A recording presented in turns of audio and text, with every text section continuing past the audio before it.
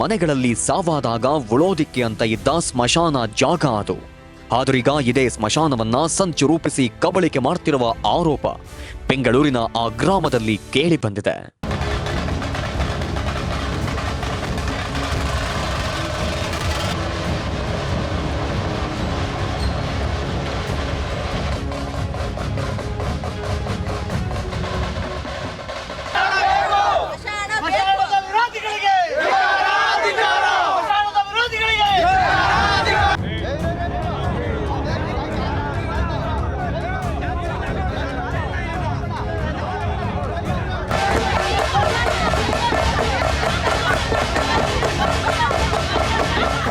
ತಮಟೆ ಬಾರಿಸುತ್ತಾ ಸಾಗಿ ಬರ್ತಿರುವ ಪ್ರತಿಭಟನಾ ರ್ಯಾಲಿ.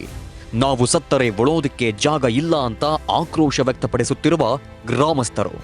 ಪೊಲೀಸರ ಮುಂದೆಯೇ ಘಟನೆಗೆ ಕಾರಣರಾಗಿರುವವರ ಮೇಲೆ ಮುಗಿಬಿದ್ದು ಆಕ್ರೋಶ. ಹೀಗೆ ತಲತಲಾಂತರಗಳಿಂದ ಶವ ಸಂಸ್ಕಾರ ಮಾಡಿಕೊಂಡು ಬರ್ತಿದ್ದ ಸ್ಮಶಾನವನ್ನ ಇದೀಗ ಆಶ್ರಯ ಯೋಜನೆ ಹೆಸರಲ್ಲಿ ಕಬಳಿಕೆಯ ಆರೋಪ ಕೇಳಿ ಬಂದಿದೆ. ಬೆಂಗಳೂರು ಉತ್ತರ ತಾಲೂಕಿನ ಸೀತಕೆಂಪನಹಳ್ಳಿಯಲ್ಲಿ ನಮ್ಮ ಸ್ಮಶಾನ ನಮಗೆ ಬೇಕೆಂದು ಗ್ರಾಮಸ್ಥರು ಪ್ರತಿಭಟಿಸಿದ್ದಾರೆ.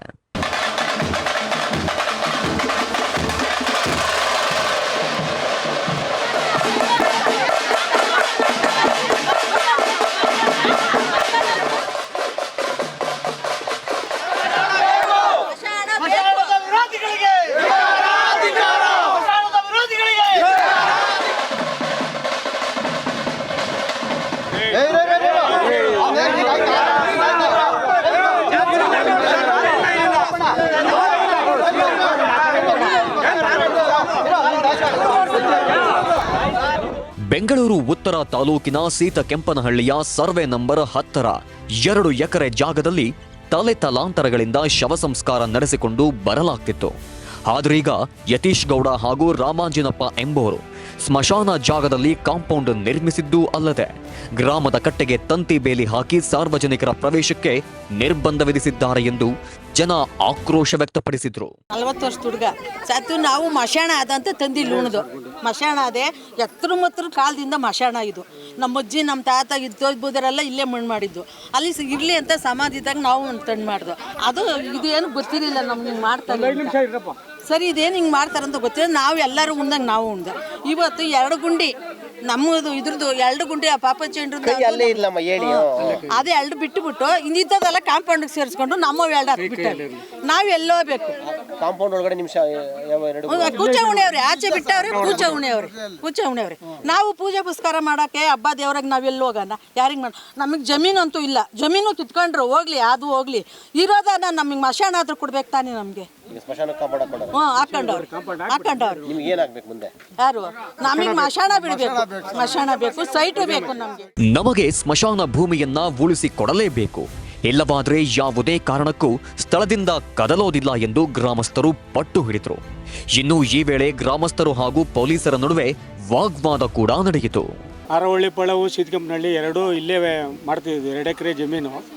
2 ಎಕರೆ ಒಳಗ ನಮ್ಮ ತಾತದಿರೆಲ್ಲ ಉಣಿದ್ರು. ಒಂದು 100 ವರ್ಷದಿಂದ ಇಲ್ಲೇ ಉಣಿರೋದು. ನಾವು ಇವಾಗ 60 ವರ್ಷ. ನಾವು 35 ವರ್ಷದಿಂದ ನೋಡಿದ್ರಿ. ಇಲ್ಲಿ ಗುಂಡಿಗಳೆಲ್ಲ ಇದ್ವು, ಎಲ್ಲ ಇದ್ವು. ಈ ಕಾಂಪೌಂಡ್ ನಾವು ಇದು ಮಾಡ್ತೀರಿ, ಇಲ್ಲೇ ಮಾಡಿಕೊಡ್ತೀರಿ ಎಂದರು. ಯಾರು ಈ ಕಾಂಪೌಂಡ್ ಕಟ್ಟಿದವರು? ಎಲ್ಲಪ್ಪ ಯತೀಶ್ ಗೌಡ, ನಮ್ಮೂರೇ ಸೀತಕೆಂಪನಹಳ್ಳಿ. ಯಶವಂತ ಗೌಡ, ರಾಮಾಂಜನಿ ಇವರಿಬ್ಬರು ಸೇರಿ ಈ ರಿಯಲ್ ಎಸ್ಟೇಟ್ಗೆ ನಾವು ಸೈಟ್ ಮಾಡ್ತೀರಿ, ನಿಮ್ಗೆ ಸೈಟ್ ಕೊಡ್ತೀರಿ ಅಂದ್ಬಿಟ್ಟು ನಮ್ಮ ಮಶಾಣನೂ ಮುಚ್ಚಿಬಿಟ್ಟವ್ರೆ.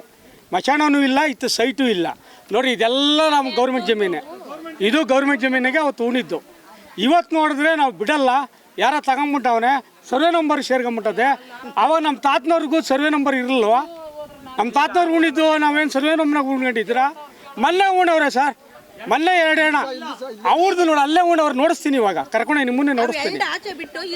ಅವೆರಡೂ ಏಕಾಏಕಿ ಮುಚ್ಚಿಬಿಟ್ಟು ಎಲ್ಲ ರೋಟ್ರಿ ಹೊಡೆದ. ನೋಡ್ರಿ, ಎಲ್ಲ ಗುಂಡಿಗಳಿವೆ ನೋಡ್ರಿ, ಬೇಕಾದ್ರೆ ಕ್ಯಾಮ್ರಾ ನೋಡಿಸ್ರಿ.